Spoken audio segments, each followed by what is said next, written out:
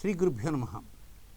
2022 జనవరి నుంచి డిసెంబర్ 31 వరకు జరిగేటువంటి 12 నెలల్లో మకర రాశిలో జన్మించినటువంటి జాతకులకి 2022 ఏరియల్ వ్యూ ప్లానటరీ పొజిషన్స్ యొక్క స్థితిగతులు ఎలా ఉన్నాయో ఒక 4 పాయింట్లు తెలియజేస్తున్నాను.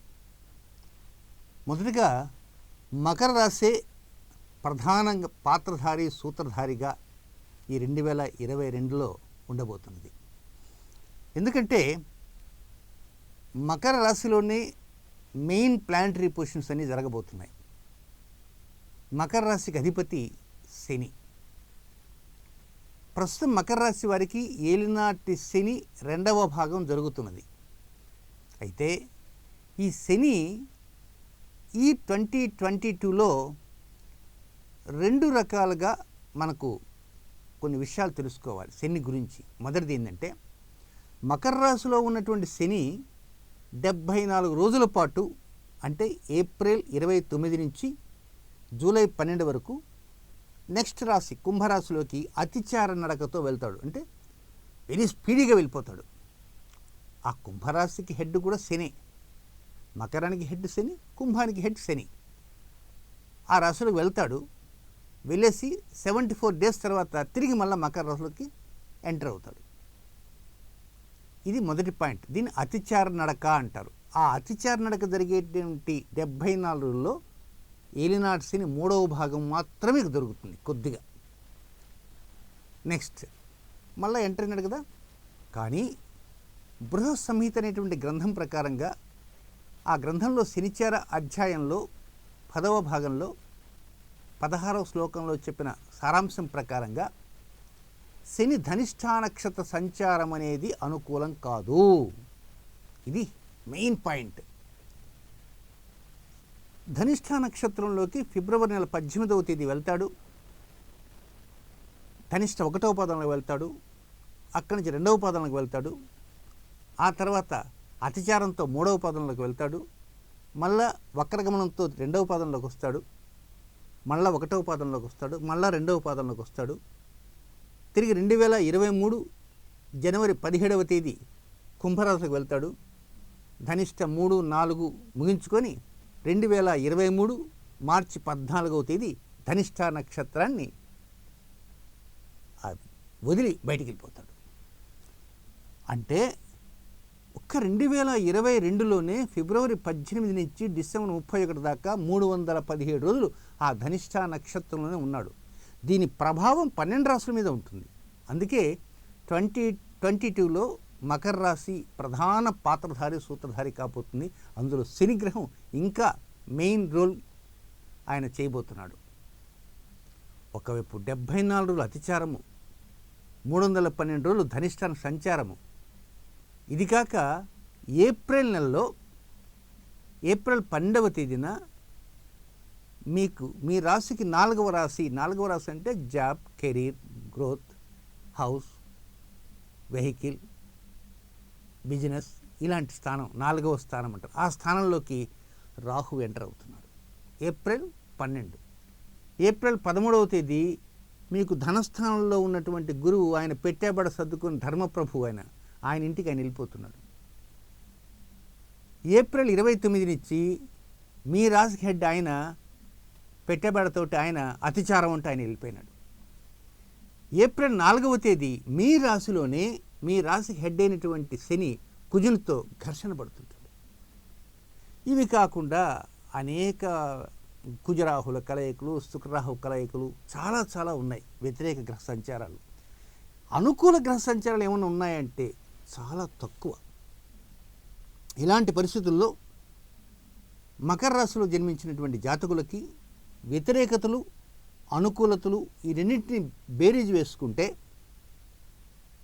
అన్నీ లెక్కించుకుంటూ వస్తే ఫైనల్గా ఎవరికి ఎంత పర్సెంటేజ్ అనుకూలము ప్రతికూలము తెలుస్తుంది. ప్లవనామ సంవత్సరం ఉంది, శుభకృతనామ సంవత్సరం ఉంది. ఆదాయాలు వ్యయాలు అవన్నీ శుభకృతిలో. ఇది ప్లవలో ఒక పార్ట్ చివరి నెలలో. కానీ ఈ రెండింటిని బేరీజ్ వేసుకుంటే లేడీస్కి 35% మాత్రమే అనుకూలము. చాలా తక్కువ లేడీస్కి. పురుషులకు మాత్రం ఆ ఫిగర్ తిరగబడింది. 53% జెంట్స్కి అనుకూలం. అంటే లేడీస్కి చాలా తక్కువ అనుకూల ఫలితాలు ఉంటాయి. ఇలాంటి పరిస్థితుల్లో మరి మొదటి పాయింట్లో ఎలా ఉండబోతుందో మనం గమనిద్దాం. మొదటి పాయింట్కి వచ్చేసి ఉద్యోగము, వ్యవహారాలు, ఇవన్నీ మొదటి పాయింట్. ఇలాంటి మొదటి పాయింట్లో మీరు తీసుకునేటువంటి తొందరపాటు నిర్ణయాల వల్ల సమస్యలనే వస్తుంటాయి. నిర్ణయం అంటూ తీసుకుంటే నిదానంగా ఆలోచన చేసి నిర్ణయం తీసుకోవాలి. కానీ చాలా హడావిడిగా నిర్ణయం తీసుకుంటారు. ఈ నిర్ణయం తీసుకున్న కారణంగా ఏదైనా లబ్ధి ఉందంటే లబ్ధి రాకపోగా పొరపాట్లు జరుగుతుంటాయి. పొరపాట్లు జరిగాయి అంటే లబ్ధి తగ్గిపోతుంది. దాంతోపాటు మీ మనస్సు స్థిరంగా ఉండదు. పదే పదే పదే ఆలోచనలు చేస్తుంటుంది. గోడ మీద పిల్లి బాటంలాగా ఉంటుంది. గోడ మీద పిల్లి ఎటైనా దూకొచ్చు, ఆ విధంగా ఉంటుంది. ముఖ్యంగా ఫిబ్రవరి నెల 28, 1వ తారీఖుల్లో మీ రాశిలోనే చాతుర్గ్రహ పంచగ్రహ కూటములు ఏర్పడతాయి. కనుక మనసు పదే పదే రకరకాల ఆలోచన చేస్తుంటుంది. మీతో ఎవరైనా మాట్లాడడానికి వచ్చారనుకో, మీ దగ్గర మీ మాట మాట్లాడతారు. మీరు చాలా గొప్పవారండి, మీరు మేధావులండి, అబ్బో మీరు ఎంత గొప్పవారంటేనా, మీలాంటి వారు ఉండబట్టే ప్రపంచం ఇంత చక్కగా ఉందండి అంటారు. మనం ఎక్కడో ఆకాశానికి ఎత్తేస్తారు. మనల్ని దాటి బయటికి వెళ్ళంగానే ఇతనా, అయ్యో రామ, నేనేదో అన్నాను, ఇతనితో వేస్ట్ అండి, waste candidate number 1 waste, one of the waste persons. మన దగ్గర మన మాట, ఇంకొక దగ్గర ఇంకొకరి మాట, తోకకు తాటాకు కట్టేటువంటి వ్యవహారంతో ఉంటుంటారు. ఇలాంటి పరిస్థితుల్లో మరికొంతమంది ఏం చేస్తారంటే, మీరు ఏదన్నా ఒక సహాయం కావాలనుకో, అయ్యో రాక వచ్చారండి మీరు, మీకు కాకపోతే ఇంకెవరికి సహాయం చేస్తామండి, అదేనండి నేను మీరు కనుక చేస్తాననుకున్నానండి, నాకు తెలిసిన మరొక వ్యక్తి కూడా ఉన్నారు, అతనికంటే మీరు బెస్ట్ అండి అని, తప్పకుండానండి మీకు తప్పకుండా చేస్తానంటారు. ఎప్పుడైతే వారు సహాయం చేస్తానంటారో గుడ్డిగా మీరు వారిని నమ్ముకుంటారు. సెకండ్ ఆప్షన్ ఉన్నప్పుడు కూడా వెళ్ళకుండా. ఇతను వింటాడు, సహాయం చేయడు, చేస్తానంటాడు, సహాయం చేయరు. తీరా సెకండ్ ఆప్షన్ ఉంది కదా అని అక్కడికి వెళ్ళిన సమయానికి ఆయన ఏదో ఊరిపోవటం ఏదో జరుగుతుంది, పుణ్యకాలం అయిపోతుంది, డ్యూ డేట్ అయిపోతుంది, నోట్లో వేలేసుకుంటారు. అంటే నమ్మించి ద్రోహం చేసేవారి సంఖ్య, జస్ట్ ఎగ్జాంపుల్ చెప్పాను ఇది. ఇలాంటివి ఇలా ఎన్ని అంశాలైనా ఉండవచ్చు. సహాయం అంటే ఆర్థిక సహాయం ఉండొచ్చు, మాట సహాయం ఉండొచ్చు, శుభకార్య పరంపరకు సంబంధించిన సహాయ సహకారం ఉండొచ్చు, ఏవైనా. వీటన్నిటికీ కారణం ఏమిటి అని ఒక్కసారి మీరు అంచనా వేశారంటే 317 రోజులు, ఫిబ్రవరి 18 దగ్గర నుంచి శనిగ్రహం మీ రాశిలో కొంతకాలం సంచారంలో ఉంటాడు, ధనిష్ట నక్షత్రం. ఆ తర్వాత ఆయన అధిచారంలో ఉంటాడు, అప్పుడు ధనిష్ట నక్షత్రం. ఆ తర్వాత మళ్ళీ మీ రాశిలో ఎంటర్ అవుతాడు, అప్పుడు ధనిష్ట నక్షత్రమే.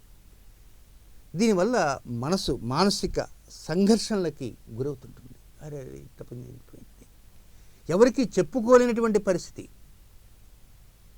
ఎవరికైనా చెప్పుకుంటే ఆదరించేవారు ఉంటారా అంటే ఆదరించేవారు ఉండరు. ఆదరిస్తామని చెప్తారు, సహాయం చేస్తామంటారు, గట్టిగా మాట ఇస్తారు, బట్ మాట తప్పుతారు. దీనివలన అనారోగ్యం అనేది కొంచెం నిదానంగా పెరుగుతుంటుంది. టైంకి భోజనం చేయలేరు. ఈ అనారోగ్యం కారణంగా వైద్య సేవలు తీసుకోవాలి. ఒక్కోసారి రాత్రి చాలా ఆలస్యంగా భోజనాల టైం అయిపోతుంటుంది. అందువల్ల పెందరాడే వీలైనంత వరకు మీరు యాజ్ ఎర్లీ యాజ్ పాసిబుల్ భోజనం చేయడానికి రాత్రి టైం డిన్నర్ చేయండి. మీరు సెల్ ఫోన్ దగ్గర పెట్టుకొని మాట్లాడుతారనుకో, ఒక్కోసారి మీ సెల్ ఫోనే మీకు శత్రువు కావచ్చు. మీ సెల్ ఫోన్ ఎవరికి ఇవ్వకండి, లేదా అది లాక్ చేసే మోడ్లో పెట్టుకోండి. ఆ సెల్ ఫోన్ వలన ఒక్కోసారి చాలామంది మీకు శత్రువులు అయ్యేటువంటి అవకాశాలు ఉంటాయి. కనుక ప్రస్తుతం ఏలినాటి శని జరుగుతున్నది. ఎవరో ఆందోళన చెందొద్దు. సింపుల్ పరిహారాలు అనేవి నేను రాశి ఫలితాల్లో చెబుతుంటాను. ఆ రాశి ఫలితాల్లో చెప్పేటువంటి పరిహారాల ప్రకారంగా వెళ్ళటానికి ప్రయత్నం అంటూ చేయండి. మనసుని కంట్రోల్లో పెట్టుకోండి. మనసును స్థిరంగా ఉంచుకోవడానికే ప్రయత్నం చేయండి. మీకు ఏదైనా సహాయ సహకారాలు కావాలనుకుంటే మీరంతటా మీరే ప్రయత్నాలు చేసుకోండి. ఎంతవరకు అది సఫలీకృతం అవుతుందో అంతవరకే సఫలీకృతం అవుతుంది. అంతే తప్ప వేరే వారి మీద ఆధారపడి ఎవరో వస్తారు ఏదో తెస్తారని ఆశపోయి ఎదురు చూసి మోసపోయేదానికంటే మీ పనులు మీరు చేసుకోవటమే చాలా ఉత్తమోత్తం. ఇందులో మీరు గమనించవలసింది, ఉద్యోగ వ్యవహారాలలో మీరు పై అధికారులతో కానీ లేక సహ ఉద్యోగులతో కానీ రహస్యాలు చెప్పకండి. మీ బాధలు చెప్పకండి. మీ బాధలు ఒక్కోసారి మీరు చెప్పిన కారణంగా మీరు వారి దృష్టిలో కొంత ఏదో ప్రకారంగా మిమ్మల్ని చిన్న చూపు చూస్తారు. కించపరిచిన విధంగా వారి మాటలు ఉంటాయి. మీకు 1,000,000 సమస్యలున్నా సమస్యలేని వ్యక్తిగానే ఉండాలి. మీ అంతర్గత సమస్యల విషయం మాట్లాడుతున్నా కనుక పై అధికారులతో ఏమిటండి ఈరోజు చాలా డల్గా ఉన్నారంటే, ఏంటి సార్ కొంచెం వర్క్ ఎక్కువ చేస్తున్నాం కదా, అందువల్ల ఆఫీస్ వర్క్ ఎక్కువ ఉంది, అందువల్ల నైట్ టైం ఎక్కువ మేలుకుంటున్నాను, మరి ఆఫీస్లో వర్క్ ఉంది కదా సార్ అని ఆ విధంగా చెప్పండి. అంతే తప్ప నా సమస్యలు రాత్రి నిద్ర పట్టలేదండి అని మాత్రం చెప్పవద్దు. మిమ్మల్ని అండర్ ఎస్టిమేట్ చేస్తారు. వ్యాపార లావాదేవీల్లో కూడా వీలైనంత వరకు కూడా మీరు కొన్ని రహస్యాలు అనేవి ఏమైనా ఉంటే మీ ఇష్టమైనటువంటి వ్యక్తులతో కూడా చెప్పవద్దు. దాటవేసే ధోరణి ఉండండి. పై అధికారులతో ఎంత జాగ్రత్తగా ఉంటే అంత జాగ్రత్తగా ఉండాల్సిన అవసరం ఉంది. ఇది ముఖ్యమైనటువంటి వెరీ ఇంపార్టెంట్ పాయింట్, గుర్తుపెట్టుకోండి. నెక్స్ట్ ఇంకా సెకండ్ హెడ్లైన్స్కి వెళ్ళిపోదాం. అదేమిటంటే ఫైనాన్స్ అండ్ ఇన్వెస్ట్మెంట్స్, ఆర్థిక స్థితిగతులు, పెట్టుబడులు, దీని గురించి మనం డిస్కస్ చేసుకుందాం ఈ సెగ్మెంట్లో. స్పెక్యులేషన్ అనేది మకర రాశి జాతకులకి వృధా ప్రయాస. దీని జోలికి వెళ్ళరాదు. వెళ్తే కరెంట్ షాక్ కొట్టినట్టు కొడుతుంది. ఎక్కడైనా కొద్ది గొప్ప లబ్ధి ఉన్నప్పటికీ ఆ లబ్ధిని మీరు ఉంచుకోలేరు. కనుక ఇన్వెస్ట్మెంట్ పాయింట్ ఆఫ్ వ్యూలో కొంత వ్యతిరేకతలు వచ్చేటువంటి అవకాశాలు ఉన్నాయి. దీనికి కారణం ఏంటంటే మీ తొందరపాటు నిర్ణయాలే మిమ్మల్ని ఇబ్బంది పెడతాయి. అయితే చాలా వరకు మీరు ఉద్యోగ విషయంలో లేక వ్యాపార విషయాల్లో లేక ఎక్కడన్నా పెట్టుబడుల విషయాల్లో మే నెల 23వ తేదీ నుంచి జూలై నెల 27వ తేదీ వరకు జాగ్రత్తలు తీసుకోండి. ఆ టైంలో ఇన్వెస్ట్మెంట్ జోలికి వెళ్ళకండి. అదే టైంలోనే మీరు వ్యాపార లావాదేవీల్లో కొత్త భాగస్వామ్యం చేర్చుకోవద్దు. ఆ టైంలోనే గృహ సంబంధంగా ఏదైనా పెట్టుబడులు పెట్టడానికి కూడా ముందుకు వెళ్ళొద్దు. ఆ టైంకి ముందు కానీ ఆ టైం తర్వాత కానీ ఇన్వెస్ట్మెంట్ చేయడానికే ప్రయత్నం చేయండి. ముఖ్యంగా ఈ శని అతిచార నడక జరిగేటువంటి సమయాలు ఏప్రిల్ 29 నుంచి జూలై 12 వరకు ఉన్నటువంటి ఈ సమయాల్లో ఆర్థిక లావాదేవీల్లో అధిక జాగ్రత్తలు తీసుకోవాలి. చాలా ముఖ్యులుగా ఉండేటువంటి వ్యక్తులు, మీకు బాగా పరిచయం ఉన్నటువంటి వ్యక్తుల దగ్గర రుణ లావాదేవీలు చేయకండి. వారికి రుణం ఇవ్వటం కానీ లేక వారి నుంచి రుణం తీసుకోవటం కానీ ఈ అతిచార నడక సమయంలో చేయవద్దు. April 29 to July 12.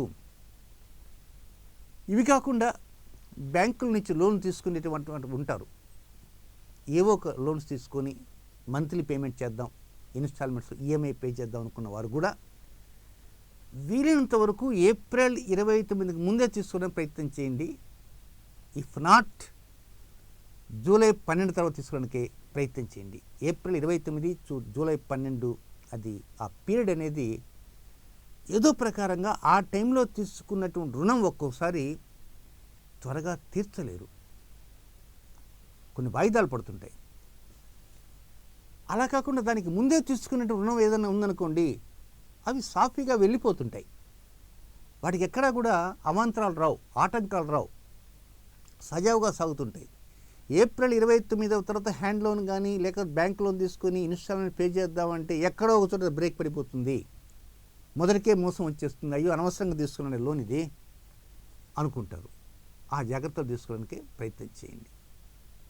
ఇక ముఖ్యంగా భాగస్వామ్య వ్యాపారాల వైపు మొగ్గు చూపుదామని, రియల్ ఎస్టేట్లో ఏమన్నా డబ్బు పెట్టుబడి పెడదామని ఇలాంటి వాటి జోలికి అసలు వెళ్ళకండి. రియల్ ఎస్టేట్ మీకు ఈ సంవత్సరం అనుకూలంగా ఉండదు. ప్రారంభంలోనే ఏప్రిల్ 2వ తేదీ ఉగాది పండుగ అయితే 3 లేదా 4వ తేదీ మీ రాశిలోనే 28వ డిగ్రీ దగ్గర శనికుజుల ఘర్షణ జరుగుతుంది. ఈ శనికుజుల ఘర్షణ అనేది ఒక ప్రపంచ అరిష్ట యోగం. ఇలాంటి పరిస్థితుల్లో మీరు ఎలక్ట్రికల్ వ్యాపారాల వైపు, రియల్ ఎస్టేట్ వ్యాపారాల వైపు లేదా అగ్రికల్చర్ ల్యాండ్స్ వైపు మొగ్గు చూపవద్దు. కొంత జాగ్రత్తలు తీసుకోండి. ఎంతకాలం అండి అనుకోవచ్చు. ఏప్రిల్, మే, జూన్, జూలై 25వ తేదీ వరకు దాని యొక్క ఇంపాక్ట్ కొద్ది రోజులు ఉంటుంది. జూలై 25 తర్వాత అప్పుడు ఆలోచన చేయండి. రియల్ ఎస్టేట్ దిగుదామా, ఎలక్ట్రికల్ వ్యాపారం ఏదో ఉన్న దాంట్లో దిగుదామా, లేకపోతే ల్యాండ్ ఏదన్నా భూమి, పొలము అలాంటి వైపు ఏమైనా కొందామా. ఇలా కాకుండా మీకేదో ఎలక్ట్రికల్ వ్యాపారంగా ఉన్నదనుకుందాం, లేదా రియల్ ఎస్టేట్ వ్యాపారం ఆల్రెడీ ఉన్నారనుకుందాం, లేదా మీకు భూములు ఉన్నాయనుకుందాం. అవైనా సరే ఏప్రిల్ ప్రారంభం నుంచే జూలై 25వ తేదీ వరకు దానికి సంబంధించినటువంటి విషయాల్లో మాత్రం కొంత అప్రమత్తత అవసరము. దాంట్లో ఏదైనా ల్యాండ్ అమ్మాలన్నా అన్ని రకాలుగా చేతికి డబ్బు వచ్చి అంత రిజిస్ట్రేషన్ అయిపోయేంత వరకు పరిస్థితులు సాఫీగా ఉండవు. ఎవరైనా అడ్వాన్స్ ఇవ్వచ్చు, తర్వాత వాళ్ళు ఆగిపోవచ్చు, ఇంకా ముందుకు పోరు, మనం ఇంకో చోటుకు అమ్మనియరు. ఈ జాగ్రత్తలు అంటూ తీసుకోవాలి. ఏదైనా ఫిబ్రవరి 18వ తేదీ నుంచి జరిగేటువంటి ధనిష్ఠ నక్షత్ర సంచారం కారణంగా స్పెక్యులేషన్లో చాలా దూరంగా ఉండాలి. ఇన్వెస్ట్మెంట్స్లో ఆచితూచి అడుగులు వేయాలి.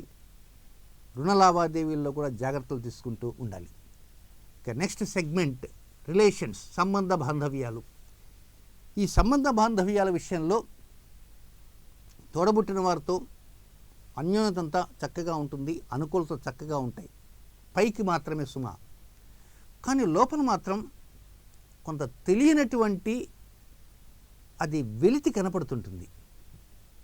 ఆ వెలితి మీరు పసిగట్టగలరు.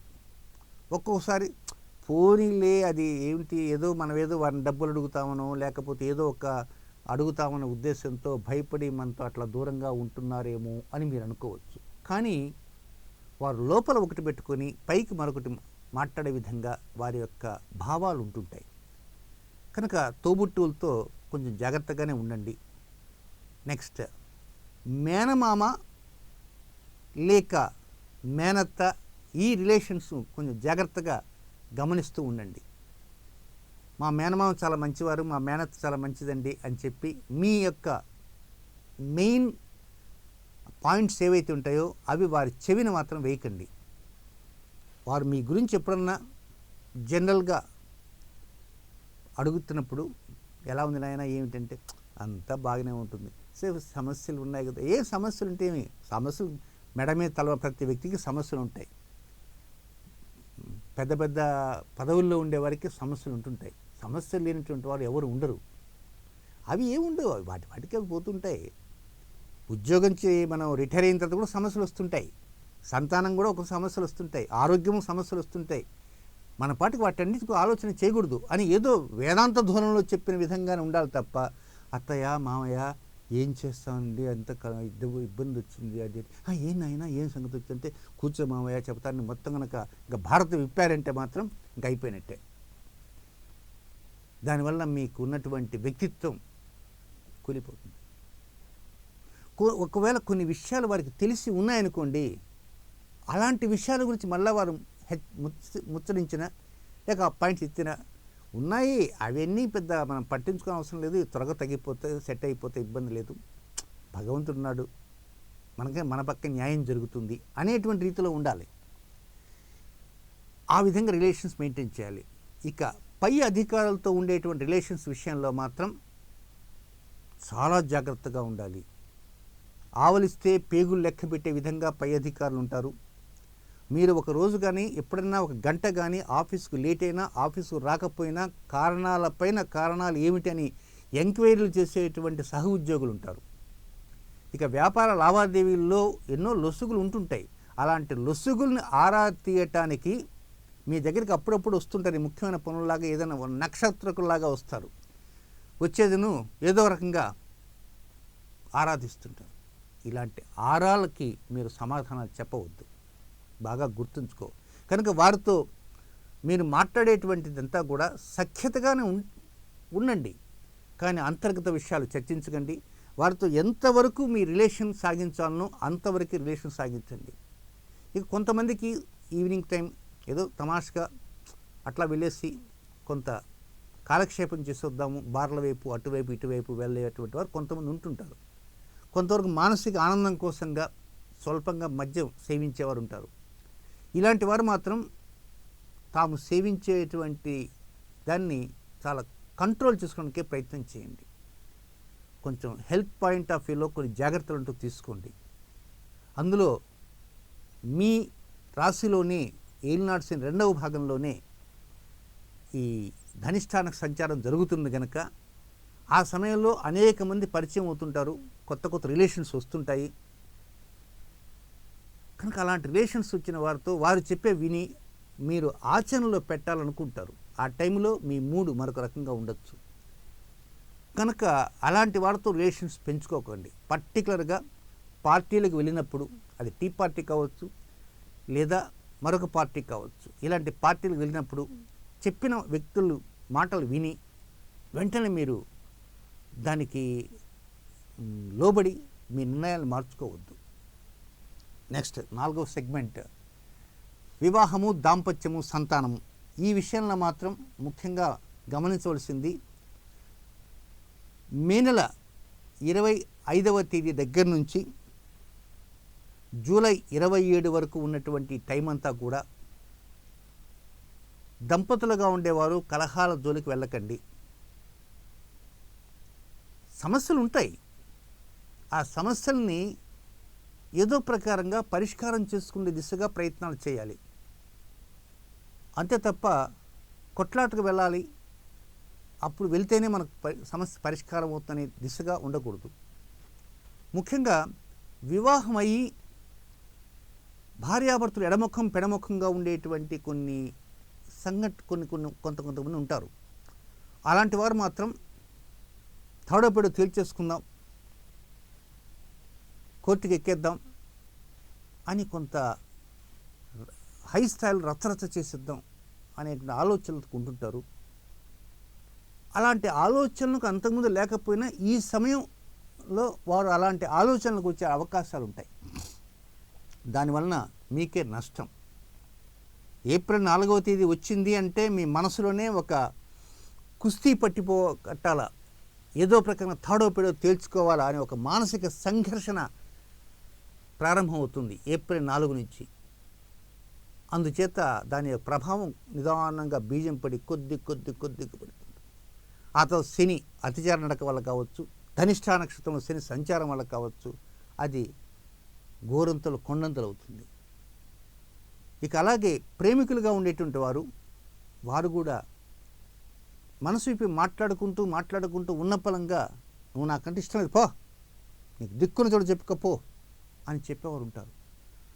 అలాంటి వారు కూడా సమస్యలు ఇరుక్కుంటారు. కనుక ఒక పీస్ఫుల్ అట్మాస్ఫియర్, ఒక సుహృద్భావ వాతావరణంలో ఉండటానికే ప్రయత్నం చేయండి. ఇక సుఖ సంతోషాలతో ఉంటూ దంపతులుగా ఉంటూ ఇతరులు చెప్పిన మాటలు విని దాంపత్య జీవితంలో కడవడు పాలలో ఒక విషబొట్టులాగా ఇతరుల యొక్క మాటలు దంపతుల మధ్య ఒక్కోసారి సమస్యలు తెచ్చేవిగా ఉంటాయి. కనుక ఇతరులు చెప్పిన మాటలను గుడ్డిగా నమ్మి దాంపత్య జీవితంలో సమస్యలు తెచ్చుకోకండి. నిజానిజాలు తెలుసుకున్న తర్వాతనే ముందుకు వెళ్ళడానికి ప్రయత్నం చేయండి. ఇక ఏప్రిల్ నెల 12వ తేదీ నుంచి రాహు వచ్చేస్తున్నాడు. ఏప్రిల్ 13కి పెట్టాబడ సర్దుకొని పెద్ద ఆయన ధర్మప్రభు మీ కుటుంబ స్థానం నుంచి ఆయన పక్కకి వెళ్ళిపోతున్నాడు. ఏప్రిల్ నెల 29వ తేదీ నుంచి మీ రాశికి హెడ్ అతిచారంతో 74 రోజులు ఆయన పెట్టాబడ సర్దుకున్నాడు. మీ మనసులో మాత్రం సంఘర్షణలు స్టార్ట్ అవుతుంటాయి. అందువల్ల 1-2 సార్లు చెప్తున్నా, ఏప్రిల్, మే, జూన్, జూలై ఈ 4 నెలలు సంఘర్షణకు లోను కాకండి. సంతానం పైన శ్రద్ధ చూపండి. సంతాన అంశాలకు కావాల్సిన విషయాల మీద మీరు దృష్టి ఉంచండి. అనవసరంగా ఇతరులతో వైరం తెచ్చుకోవద్దు. ఆగస్టు 14వ తేదీ దగ్గర నుంచి శుభకార్య పరంపర పైన శ్రద్ధ పెట్టగలుగుతారు. సంతానానికి సంబంధించినటువంటి వివరాల మీద కొంత లోతులకు వెళ్ళి పరిశీలన చేయగలుగుతారు. సంతానం చెప్పే మాటల్ని శ్రద్ధగా వినటానికి ప్రయత్నం చేయండి. వారేదో చెప్తున్నంతసేపు అదే ఓకే ఇట్స్ ఆల్ రైట్ అని తల ఊపి రావటం కాదు. వారు ఏం చెప్పారు ఏమిటి అనేటువంటి విషయాల్లో కొంచెం ఆలోచన చేయడానికి కూడా ప్రయత్నం అంటూ చేయండి. ఏదేమైనా ఈ మకర రాశిలో జరిగే వ్యతిరేక గ్రహస్థితులు కొంతవరకు స్త్రీలకు తక్కువ భాగం అనుకూలతలు కనుక ప్రతి పక్షంలో వచ్చే రాశి ఫలితాల్లో కొంచెం లోతులకు వెళ్ళి సింపుల్ రెమెడీస్ చెప్పడానికి ప్రయత్నం చేస్తున్నాను. చాలా సింపుల్ రెమెడీస్ కనుక ఆ సింపుల్ రెమెడీస్తో ఉంటాయి రాశి ఫలితాల్లో. అడ్వాన్స్గా చెప్తాను. ముఖ్యమైన నక్షత్రాలు, అనుకూల నక్షత్రాలు చెప్తాను, అలాగే వ్యతిరేక నక్షత్రాలు చెప్తాను, అలాగే విదేశాలకు సంబంధించిన నక్షత్రాలు కూడా చెప్తాను. వీలైనంత వరకు జనవరి 16 నుంచి విదేశాలకు నక్షత్రాలు కూడా చెప్పడానికి ప్రయత్నం చేస్తాను, సమయం అనుకూలిస్తే. లేకపోయినా ఫిబ్రవరి నెల రాశి ఫలితాల దగ్గర నుంచి విదేశాలకు సంబంధించిన నక్షత్ర డేట్స్ కూడా చెప్పడానికి ప్రయత్నం చేస్తాను. ప్రతి రాశికి 2 వీడియోలు వస్తాయి. ఒకటి సాధారణ వీడియోలు, ఒకటి అడ్వాన్స్ వీడియోలు. కనుక 2 వీడియోలని పరిశీలించండి. మీకు ఏది నచ్చితే ఆ వీడియోల వైపు మొగ్గు చూపడానికి ప్రయత్నం చేయండి. శుభం.